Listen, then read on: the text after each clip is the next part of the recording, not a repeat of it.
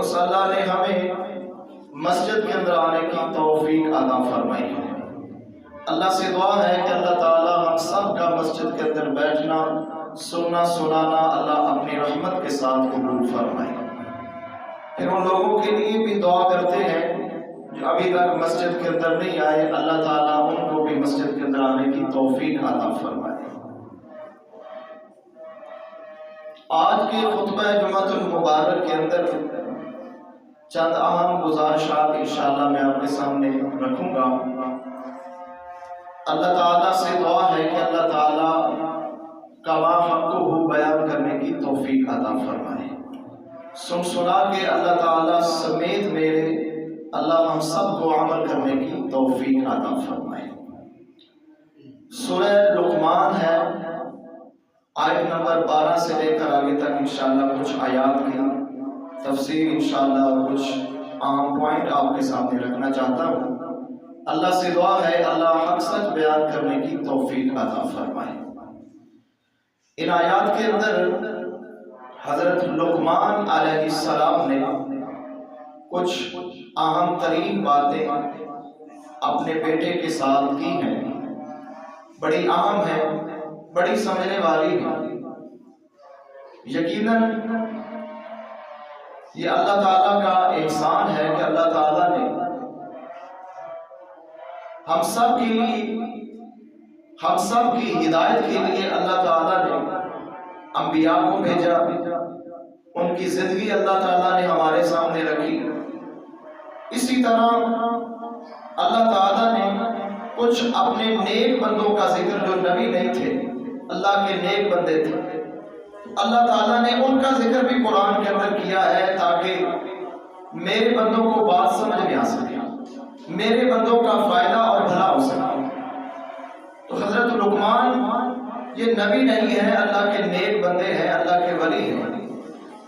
اللہ فرماتے ہیں کہ ہم نے ان کو حکمت عطا کی تھی۔ بڑا معروف ہے کہ حکیم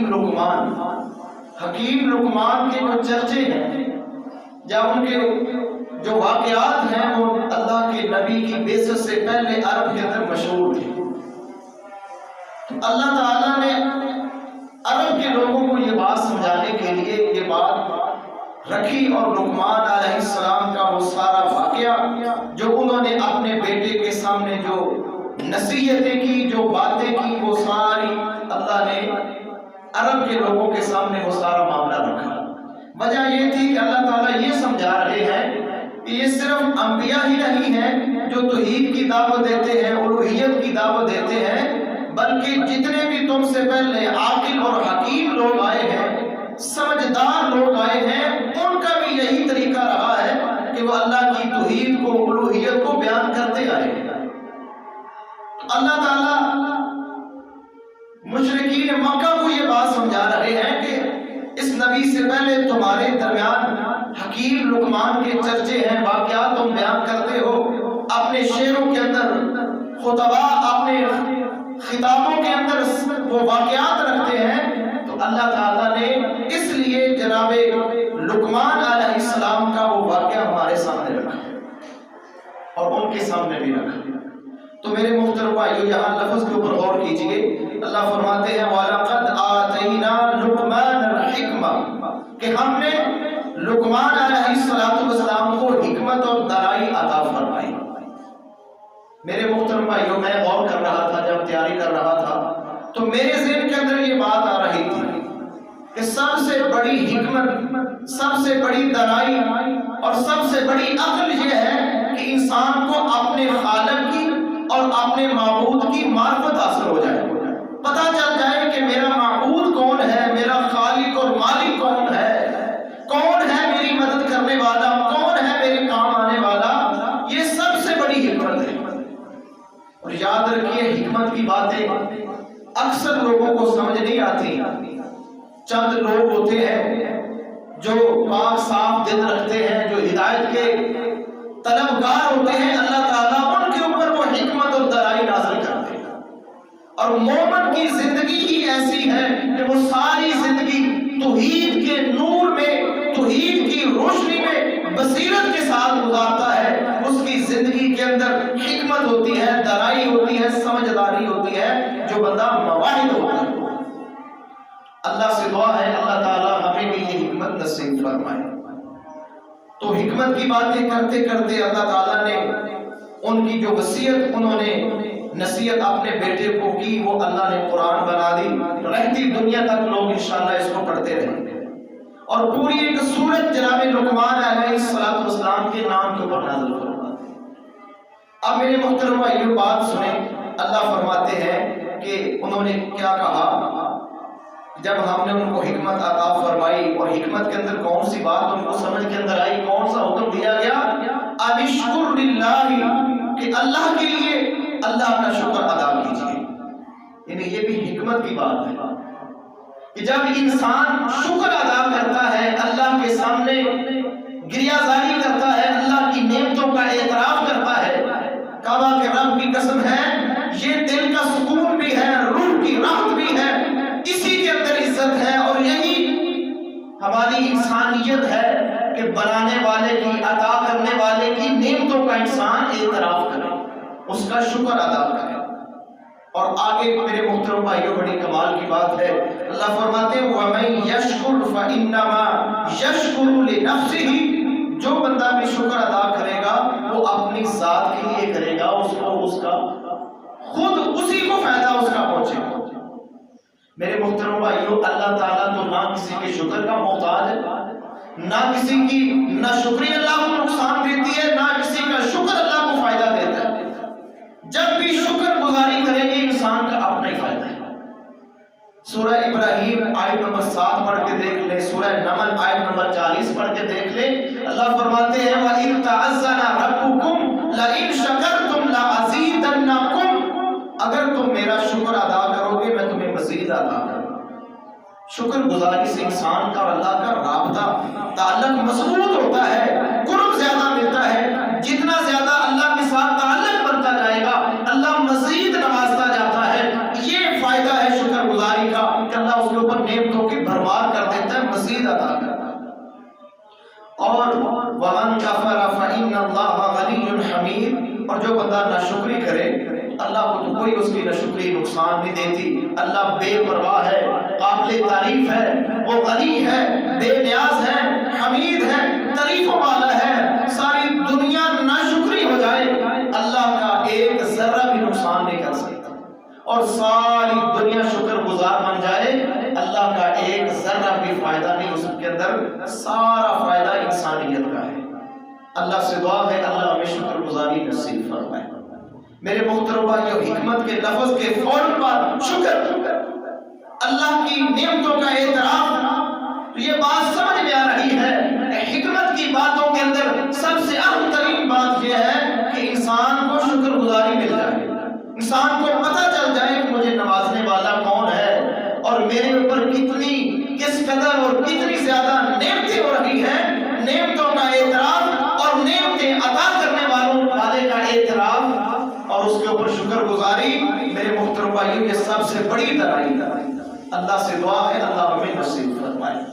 میرے محترم بھائیوں آج اگر غور و فکر کیا جائے تو آج ہمارے معاشرے کے اندر یہ افراتفری اور دیگر مایوسیاں، پریشانیاں اور چہروں کے اوپر پریشانی کی، مایوسی کے کہ میرے پاس کچھ نہیں، مجھے کچھ نہیں ملا، فلاں چیز کی کمی ہے، فلاں چیز کی کمی ہے، تو میرے محترم بھائیوں اس کے پیچھے مین وجہ یہ ہے کہ آج کا مسلمان، آج کا انسان ناشکرا ہو چکا ہے، ناشکرا ہو چکا ہے، اللہ کی ناقدری کرتا ہے۔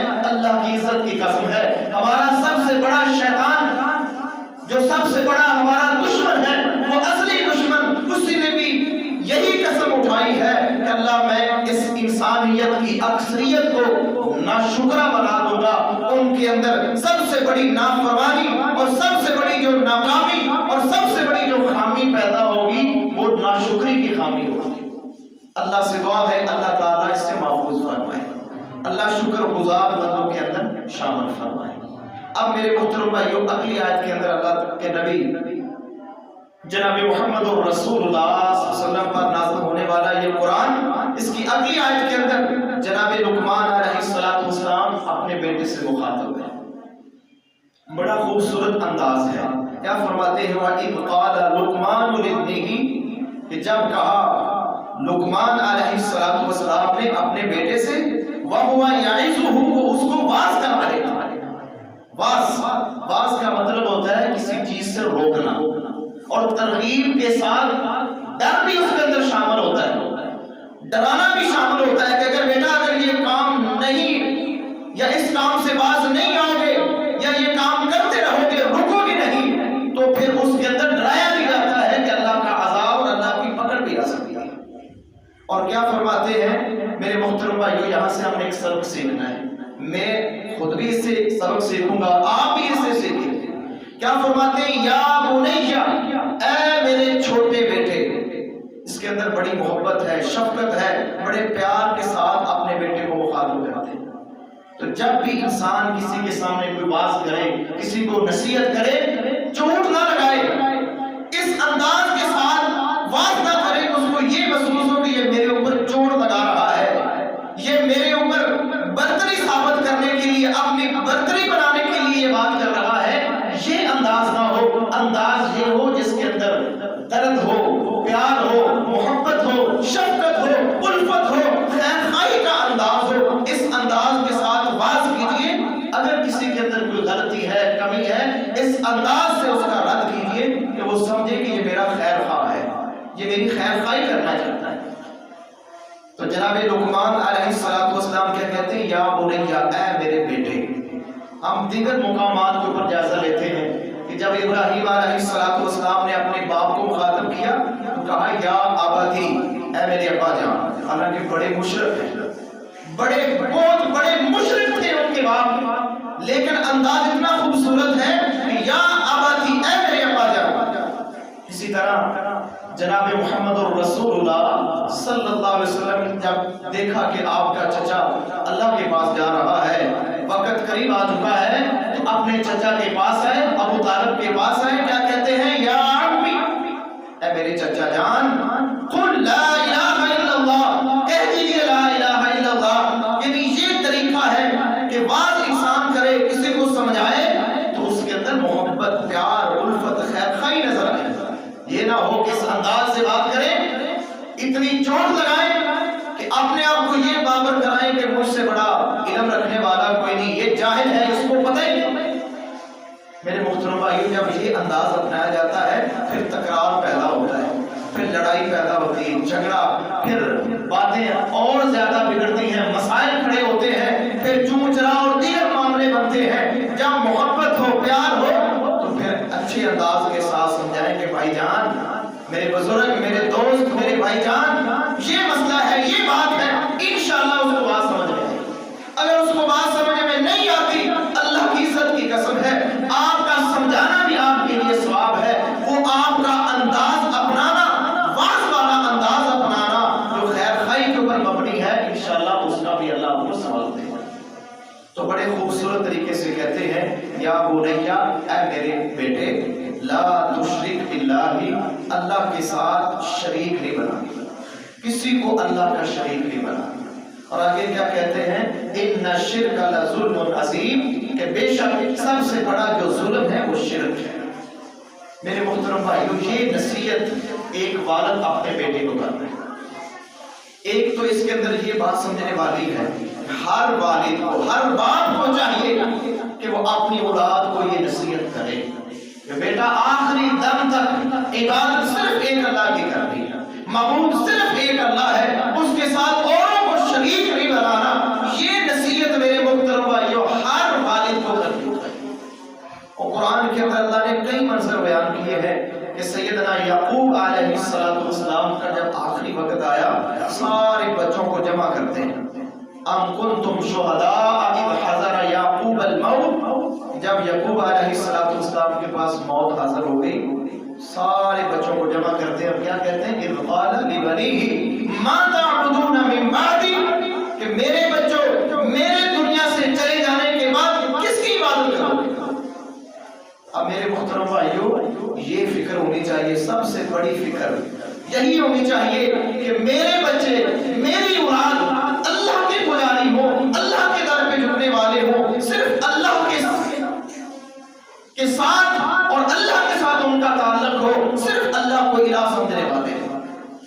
صاف بچوں کو مخاطب کیا نہ کہ نبی کے بچے ہیں میرے محترم بھائیوں، نبی کی اولاد ہے، اتنا خوبصورت ماحول، اتنا تربیت اور شاندار ماحول، جن کی اولاد سے اللہ تعالیٰ نے کئی نبی پیدا کیے ہیں، لیکن میرے محترم بھائیوں انداز دیکھیے، فکر دیکھیے، فکر کیا ہے ایک نبی کو آخری وقت کس بات کی فکر ہو رہی ہے؟ یہ فکر نہیں ہے کہ فلاں چیز تقسیم کر دینا یا فلاں چیز تیری ہے، فلاں مربع تیرا ہے، فلاں زمین تیری ہے، نہیں، فکر یہ ہے کہ میرے جانے کے بعد کس کی پوجا کروں؟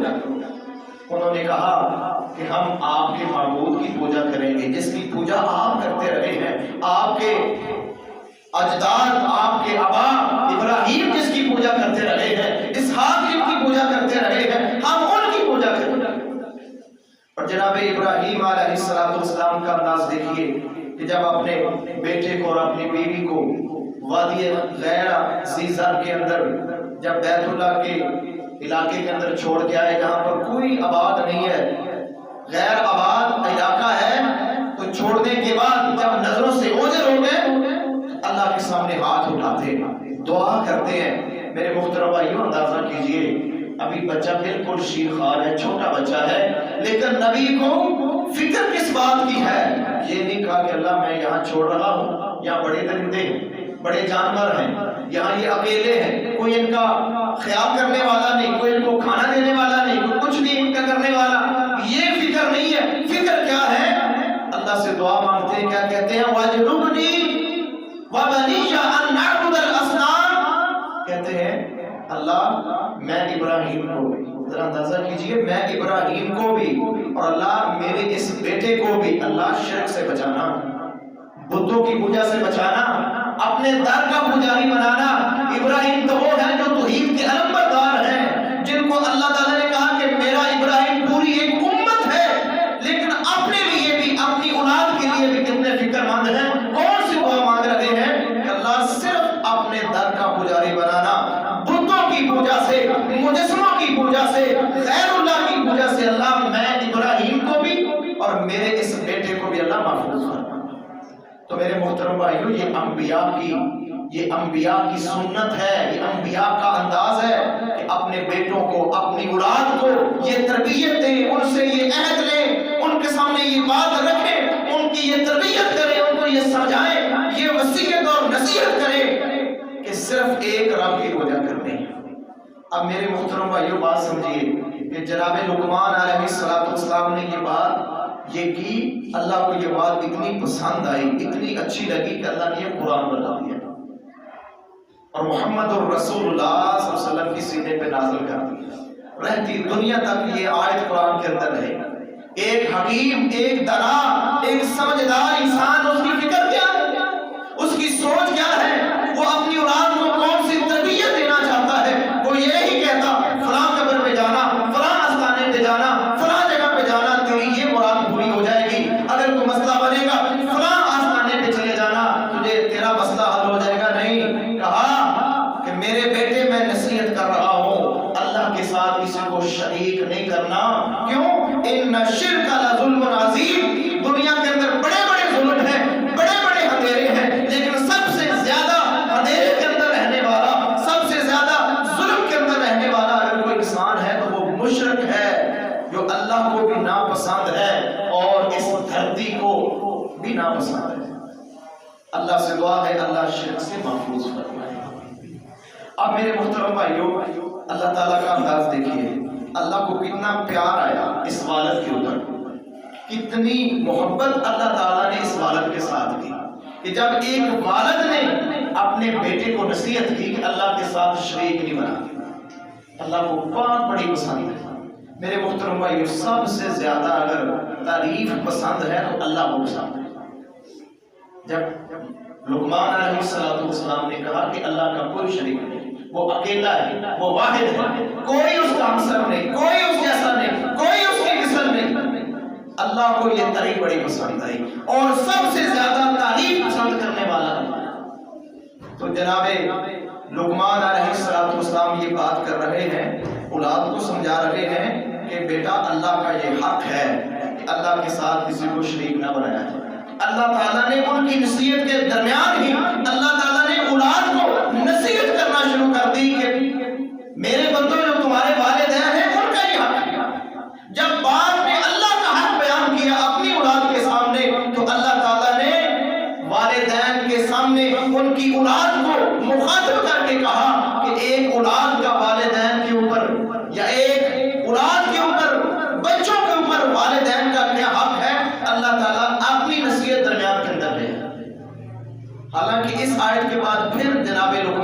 وصیتیں ہیں، لیکن اللہ تعالیٰ نے وہ تھوڑی سی بات آگے کر دی، درمیان کے اندر اللہ تعالیٰ اپنی بات لے کر آئے. کیا فرماتے ہیں؟ وَوَصَّيْنَا الْإِنسَانَ بِوَالِدَيْهِ. اللہ فرماتے ہیں یہاں لقمان اپنے بچوں کو نصیحت کر رہا ہے، سمجھا رہا ہے کہ اللہ کا شریک کوئی نہیں ہے، اللہ واحد ہے، اور ساتھ اللہ فرماتے ہیں ہم انسان کو سمجھا رہے ہیں کہ جس طرح اللہ کا حق ہے، تو اللہ فرماتے ہیں ہم نے انسان کو سمجھایا انسان اسی طرح تیرے اوپر تیرے والدین کا حق ہے، تو اپنے والدین کی خدمت کر، اپنے والدین کے ساتھ احسان کر. جہاں پر بھی اللہ تعالیٰ نے احسان کی بات کی ہے، اپنی عبادت کی بات کی ہے اور پوجنے کی بات کی ہے، ساتھ ہی اللہ تعالیٰ فرماتے ہیں وَبِالْوَالِدَيْنِ إِحْسَانًا. والدین کے ساتھ احسان کر، وہ بھی تمہارے محسن ہیں، وہ بھی تمہارے شفیق ہیں، تمہارے اوپر مہربانی کرنے والے ہیں. جس طرح ایک اللہ کا حق ہے کہ اس کے ساتھ کسی کو شریک نہ کیا جائے، عبادت کی جائے تو صرف ایک اللہ کی جائے، اسی طرح والدین کا حق ہے کہ خدمت کی جائے تو سب سے پہلے والدین کی خدمت کی جائے. میری اور آپ کی خدمت کے، میرے اور آپ کی حسن سلوک کے سب سے زیادہ حقدار ہے تو میرے محترم بھائیوں میرے اور آپ کے والدین ہیں. اللہ فرماتے ہیں ہم نے انسان کو نصیحت کی ہے، وصیت کے لفظ آئے ہیں، ہم نے انسان کو وصیت کی ہے کہ وہ والدین کے ساتھ اچھا سلوک کرے. اللہ نے وہ آگے ساری باتیں بتائیں کہ کس طرح ایک والد ایک بچے کا حمل اٹھاتی ہے، تکلیفوں کے اوپر تکلیفیں برداشت کرتی ہے، پھر سارے آگے مراحل اللہ تعالیٰ نے بیان کیے اور اینڈ کے پر اللہ تعالیٰ کیا فرماتے ہیں، یہ بات سمجھنے والی ہے.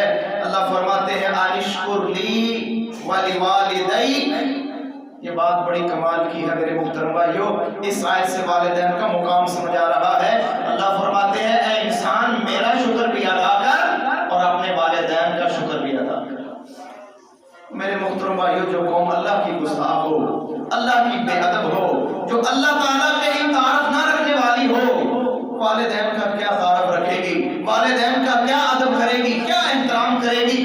آج اولاد اگر والدین کی نافرمان اور بے ادب ہے تو اللہ کی عزت کی قسم پیچھے وجہ یہ ہے کہ یہ انسان اللہ سے بھی بے خبر ہے، اللہ کی تعریف سے بے خبر ہے، یہ اپنے مالک سے ڈرنے والا نہیں ہے. اس وجہ سے آج یہ اپنے والدین کو آنکھیں دکھاتا ہے. وجہ یہ ہے کہ انسان بے خوف ہو چکا ہے، اس کے دل سے اللہ کا ڈر نکل چکا ہے. اصل وجہ یہ ہے. اللہ تعالیٰ فرماتے ہیں میرا شکر بھی ادا کر اور اپنے والدین کا بھی شکر ادا کر. بڑی مصیبتیں جیتی آپ کے لیے آپ کے والدین نے، میرے اور آپ کے لیے، میرے اور آپ کے لیے، میرے اور آپ کے والدین نے بڑی تکلیفیں جیتی ہیں، بڑا کچھ سہا ہے، بڑی تکلیفوں سے گزرے ہیں. شرم آنی چاہیے اس نوجوان کو جب یہ آنکھیں سیدھی کر کے اپنے والد کو مخاطب کر کے کہتا ہے تجھے کیا پتا ہے، تو کیا جانے. اللہ کی عزت کی قسم ہے یہ بندہ، یہ انسان، یہ اولاد بدبخت اولاد ہے جو اپنے والدین کو کہتی ہے تجھے نہیں پتا، تو نہیں جانتا، میں جانتا نہیں. میرے محترم بھائیوں ہمیشہ نظریں جھکا کر، کتنے ایسے نوجوان ہیں میرے محترم بھائیوں، والد بات کر رہا ہے، والدہ بات کر رہی ہے، حقارت کے ساتھ یہ سارا منظر طے کر رہا ہے. اس کو پتہ ہے ماں کو کیا پتا، باپ کو کیا پتا. نہیں میرے محترم بھائیوں یہ والدین ہیں جن کو اللہ نے عزت دی ہے، یہ اللہ نے عزت دی ہے. جہاں پر بھی عبادت کی بات آئی، بندگی کی بات آئی، ساتھ اللہ فرماتے ہیں وَقَضَىٰ رَبُّكَ أَلَّا تَعْبُدُوا إِلَّا إِيَّاهُ. عبادت ہوگی تو صرف میری ہوگی، وَبِالْوَالِدَيْنِ اور خدمت ہوگی تو صرف والدین. اللہ سے دعا ہے اللہ یہ باتیں سمجھنے کی توفیق عطا فرمائے. اور اگلی بات میرے محترم بھائیوں سمجھنے والی ہے. اللہ فرماتے ہیں وَإِن جَاهَدَاكَ عَلَىٰ أَن تُشْرِكَ بِمَا لَيْسَ لَكَ بِهِ عِلْمٌ. یہ بات سمجھنے والی ہے. اللہ فرماتے ہیں اللہ نے والدین کی شان بیان کر دی، مقام بیان کر دیا. اللہ نے کہہ دیا کہ اپنے والدین کے ساتھ اچھا سلوک کرو. یہ سارے اعزاز اللہ نے بیان کر دیے ہیں. فرمایا اگر تیرے والدین تجھے مجبور کریں کہ تو اللہ کے ساتھ شرک کرے، اللہ کے ساتھ شرک کرے، تو اللہ تعالیٰ کیا فرماتے ہیں فَلَا تُطِعْهُمَا. پھر ان کی بات نہیں ماننی، پھر اپنے ماں باپ کی بات نہیں ماننی. اگر ماں یا باپ مجبور کرے کہ بیٹا اللہ کے ساتھ ہم نے شرک کرنا ہے، فلاں آستانے پہ جانا ہے، فلاں قبر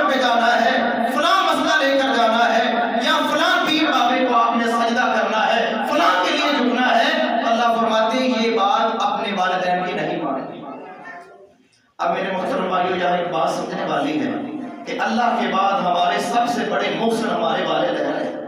جب اللہ کے مقابلے میں ہم ان کی بات ماننا جائز نہیں ہے تو پھر کس کی کیا حیثیت ہے کہ پھر ہم اس کی بات مانیں؟ کوئی فقیر ہو، کوئی درویش ہو، کوئی رشتہ دار ہو، کوئی دوست ہو، کوئی بھی ہو، جب سب سے بڑے محسن والدین کی بات اللہ کے مقابلے میں، اللہ کی نافرمانی میں اپنے والدین کی بات نہیں مان سکتے تو پھر اللہ کے مقابلے میں کسی دوست کی، کسی رشتہ دار کی، کسی فقیر، کسی بابا کی، کسی پیر کی بات کیسے مانی جا سکتی، کیسے جائز ہو سکتی؟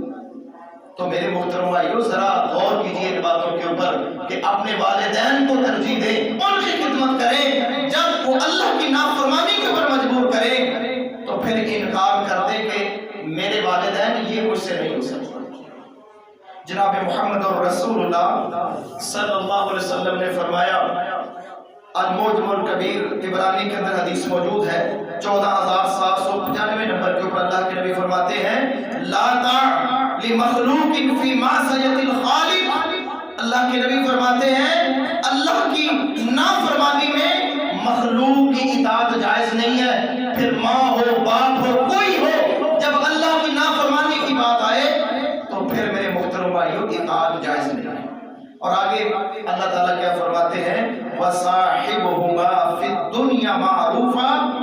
لیکن ان کے ساتھ جو آپ کو شرک کی دعوت دے رہے ہیں، جو آپ کو گناہ کی دعوت دے رہے ہیں والدین، وہ جتنا مرضی بھی آپ کو گناہ کے اوپر مجبور کریں، وہ خود بھی گناہ کے اندر ڈوبے ہوئے ہیں، لیکن اللہ نصیحت کیا کر رہے ہیں کہ ان کے ساتھ دنیا کے اندر اس طرح زندگی گزارنی ہے، بھلے طریقے کے ساتھ ان کی اطاعت کرتے ہوئے، ان کی فرما برداری کرتے ہوئے.